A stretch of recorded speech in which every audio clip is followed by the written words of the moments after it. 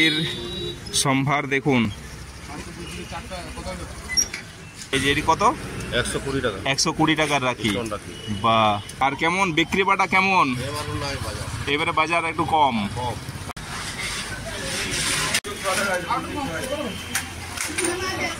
1400 টাকার প্যাকেট। নমস্কার বন্ধুরা, আজকের ব্লগটি রাখি বন্ধন স্পেশাল। আমরা দিনটি কিভাবে সেলিব্রেট করলাম পুরুলিয়ায়, আর রাখি বন্ধন উৎসবের যে পৌরাণিক কাহিনী এবং ঐতিহাসিক কাহিনী তা শুনে নেব পুরোহিত মশাইয়ের কাছে। আর অতি অবশ্যই থাকছে কিছু মজার গল্প।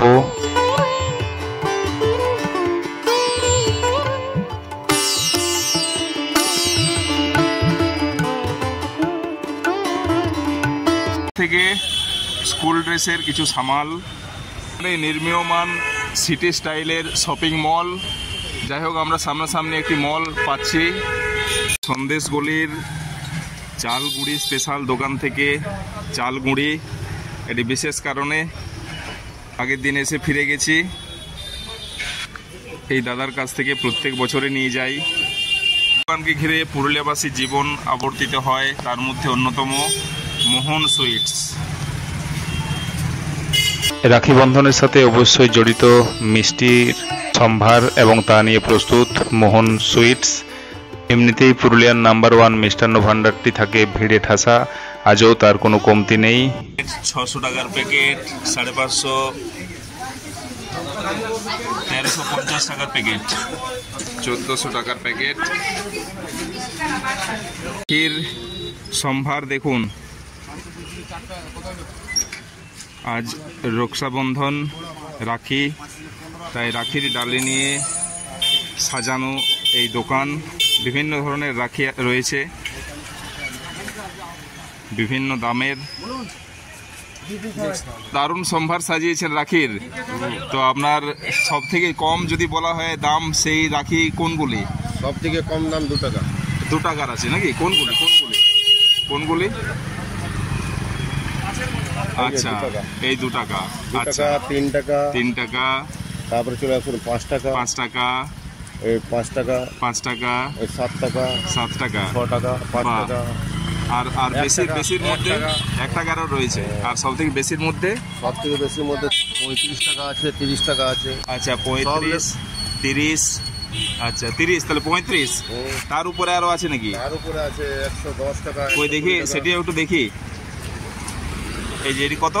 120 টাকা। 120 টাকার রাখি। রাখি। বা কি রাখি? চিকন স্টোন। হ্যাঁ, স্টোন রাখি। আপনারা কোথা থেকে মোটামুটি আমদানি করেন রাখি? কলকাতা, পাটনা।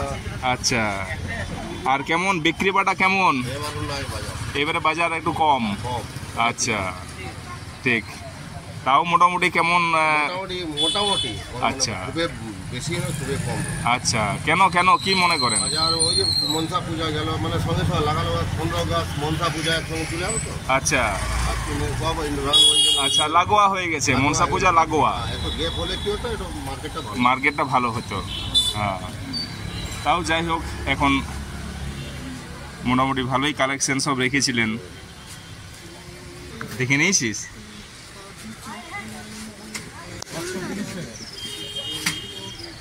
এরপর আমরা পৌঁছেছিলাম পুরুলিয়ার মিষ্টি মহল স্থিত গীতা সেবাশ্রম সংঘে।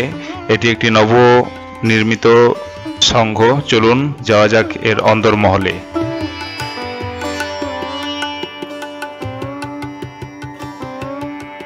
ভগবান যে আমরা সামনে এরকম একটি প্রতিষ্ঠান পেয়েছি, গীতা সেবাশ্রম। তো চলুন সেই মশাইয়ের কাছেই শুনে নিই এই সংক্রান্ত 2-4 কথা। এবং আগের দিন ঝুলন পার হয়েছে, আর আজ তো রাখি বন্ধন। নমস্কার। হ্যাঁ, আপনার নাম যদি বলেন? সৌমাল্য ব্যানার্জি, গীতা সেবাশ্রমের মূল পুরোহিত।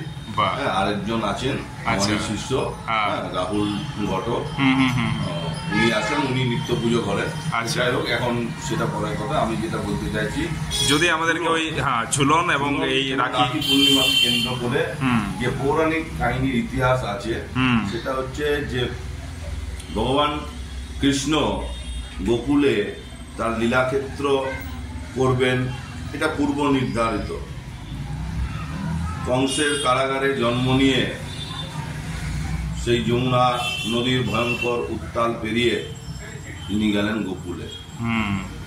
তারও একটা কাহিনী যে যেতে যেতে তিনি যমুনায় পড়ে গেছিলেন এবং তারপরে পুনরায় তাকে আবার তিনি দেখা দেন। গঙ্গা নদী যখন ভগবান শ্রীকৃষ্ণের পাদপদ্ম থেকে নির্গত হলো, শিবের জটায় যখন সে ধারণ করলো এবং যখন তাকে অন্নপূর্ণা স্বামীর শিরোমণি বলল, তখন যমুনারও ইচ্ছা হয়েছিল যে আমি ভগবান কৃষ্ণের সাথে আবার লীলা করতে চাই। সেই জন্য কৃষ্ণ সেই ছোট্ট শিশু বেশে তার সঙ্গে লীলা করতে গিয়ে যমুনায় বকাসুর কংসের সমস্ত অনুচরদের বধ করে রাধিকার সাথে তার প্রেম হয় এবং সেই প্রেম লীলাকে কেন্দ্র করার জন্য সমস্ত গোকুলবাসী এক উদ্গ্রীব আগ্রহে বসেছিলেন। এবং এই যে রাধার সাথে আমরা সখীগণকে দেখি, ইনারাও স্বর্গের গন্ধর্ব কন্যা এবং অপ্সরারা যারা পরবর্তীকালে সখী হয়ে ভগবানের সঙ্গে লীলা করার জন্য এসেছিলেন। খেলার ছলে সুদামা কৃষ্ণ এরা যখন সেই বটগাছের ঝুড়ি ধরে ঝুলতো, এটা আমরাও ছোটবেলায় করেছি, সেই বটবৃক্ষের ঝুড়ি ধরে তারা ঝুলতো এবং তার উপরে দোলনা করে তারা ঝুলছিল। সেই দেখে রাধারও মনের বাসনা হয় যে আমিও সেই দোলনায় ঝুলবো। তখন কৃষ্ণ তার জন্য পুষ্প দোলনা সজ্জিত করে। সেই পুষ্প দোলনায় রাধাকে একাই ঝুলাতে থাকে, কিন্তু রাধা বলে না, আমি সঙ্গে সাথে ঝুলবো শ্রীকৃষ্ণের সাথে। এবং তখন সেই শ্রীকৃষ্ণের সাথে গিয়ে তাকে পুষ্পাসনে সেই লতা পাতা দিয়ে দোলনা করা হয়। সেই লতায় বাঁধানো দোলনাতে তারা তাদের ঝুলনের লীলা সম্পূর্ণ করে এবং শ্রাবণ মাসের শুক্লপক্ষের একাদশীর দিন থেকে চতুর্দশীর দিন, এই 3 দিন পর্যন্ত এই ঝুলন যাত্রা আমাদের পরম্পরাগতে চলে আসছে। এবং চতুর্দশীর পরের দিন রাখি পূর্ণিমায় এই ঝুলনের সাঙ্গ হয়। এবং এই রাখি পূর্ণিমার ইতিহাস যে দ্রৌপদী একবার শ্রীকৃষ্ণের আঙুল কেটে যাওয়ায় তার বস্ত্রের একটি অংশকে ছিঁড়ে তার আঙুলে বেঁধে দেয় এবং সেই দিন থেকে দ্রৌপদীকে কৃষ্ণ নাম দেয় যে আর তুমি দ্রৌপদী হও, তুমি পাঞ্চালী হও, কিন্তু তুমি আমার হলে আজ থেকে কৃষ্ণা, কৃষ্ণের ভগিনী কৃষ্ণা।